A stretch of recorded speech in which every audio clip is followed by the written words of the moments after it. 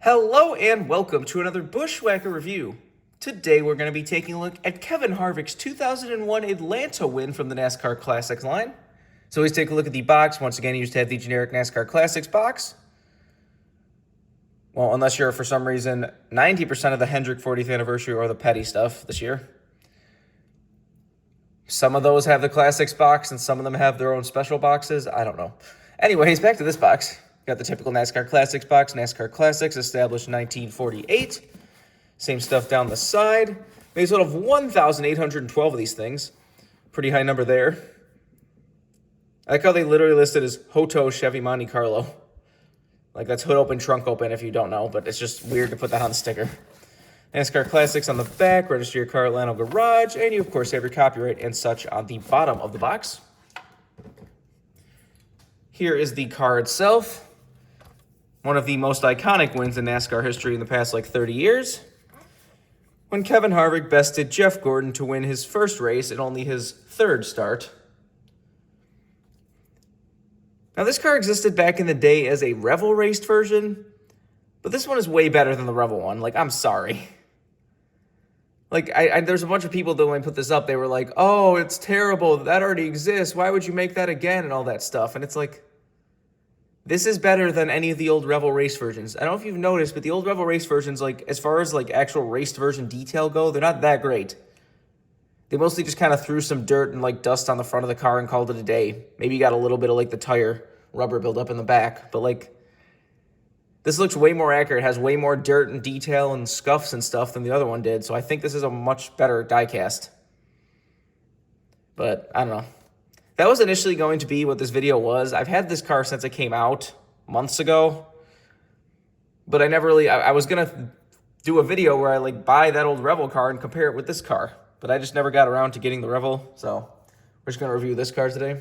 If I ever buy the Revel, I guess I'll just compare it in that video. But I was going to just compare it because I was just getting so annoyed at everyone acting like the Revel is so much better and there's no reason to make a new one. But whatever. Anyways, here is the race-winning stat card. Once again, one of these stupid ones where it's just photos of the diecast instead of actual real photos of the car. I hate that. But like I said, there's nothing on the back of these for whatever reason. But anyways, let's get down to the car itself. Do a quick 360. Metal did a very good job of recreating this car.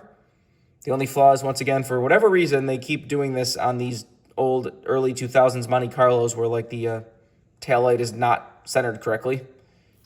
It's they're trying to get it to wrap around, but they can't figure out how to wrap it around in the right spots. That's been a problem with every single one of these early 2000s Monte Carlos that they've ever made in the Classics line lately. So someday they'll fix that, but whatever. Anyways, let's get down to sponsors. On the hood, you have GM Goodwrench Service Plus, Chevrolet Monte Carlo, number 29, RCR, and RCRRacing.com. Down the side, you have Goodwrench Service Plus. Got Snap-on, Purdue, and Oreo down there. Got a little GM logo as the marker for the jack. Back here, you have Global We Care and Sonic. On the C post, you have AC Delco and Team Realtree.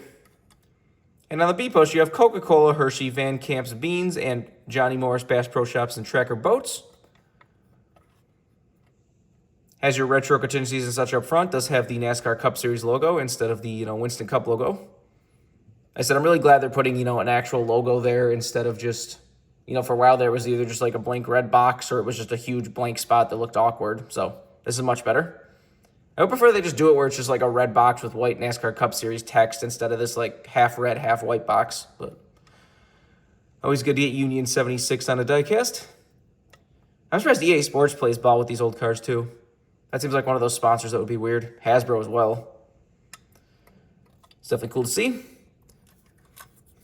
On the back, you have GM Goodwrench Service Plus, GMGoodwrench.com, number 29, and America Online. Got your rookie stripes down there. Got GM Performance Parts on the deck lid. This is number 370. Got the same stuff down the other side as usual. Take a look under the hood. Got nothing on the other side of the hood there. There's the old school engine detail if you want to see that. Like I said, this is back in the day where you had an opening trunk. So there you go. You got your typical fuel cell and such back there. These old ARCs did not have roof laps. I think the roof laps till about 2005, I want to say, on most cars. They were on the Elites or whatever, but not the ARCs. And there's the inner side of the car if you want to see that. But now let's get down to the part everyone's waiting for, and that is, of course, the damage. And as you can see, being a white car, the front end of this is so nicely dirty. Got the tape, got tons of rubber buildup and dirt and dust. Got the tape around the edges of the grill there. The bottom grill's all taped up. You see, you got a few different scuffs and marks. Like, this is way better detail than that old Revel has. Like, I don't know how anyone's saying this is, like, doesn't deserve to be made because of the old Revel. So you got some scuffing down on the valence. Down the side, just more dirt and grime and rubber buildup. You see this does have nice tire detail as well. The lettering's a little bit scuffed off of the right side tires. Got some brake dust and everything in there. More dirt and grime. That's the best part of a white raced version, is that you can immediately see every piece. Like every piece of rubber buildup and tire debris and dirt and grime and everything.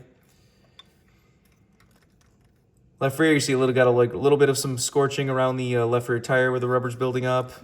Some more dirt and stuff. And a little bit of scorching down by where the exhaust comes out. More dirt and grime around the front. Just really nicely made. Like I said, this is 10 times better than that old Revel. I will give Lionel credit for this. This does deserve to be made, in my opinion, and I'm glad that they did. As I said, this is much more detailed than that old Revel. I said, if I ever get that old Revel, I will compare them, just because those people annoy me that are saying that this didn't deserve to be made. I saw more people saying this doesn't deserve to be made than the Dale Earnhardt 1998 Daytona 500.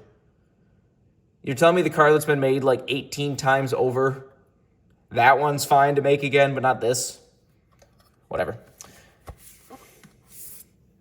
Anyways, this is a pretty recent release. You can get this right now if you want it. They made a lot of them, so I don't expect this to get rare, but you never know. There's stuff like the Hail Melon that got a lot of them made and ended up getting rare anyways. So this kind of seems like if this ever gets rare, it'll be one of those cars that sits around for a few years and doesn't get rare, and then one day you just like go to get one and it's just gone. So you never know.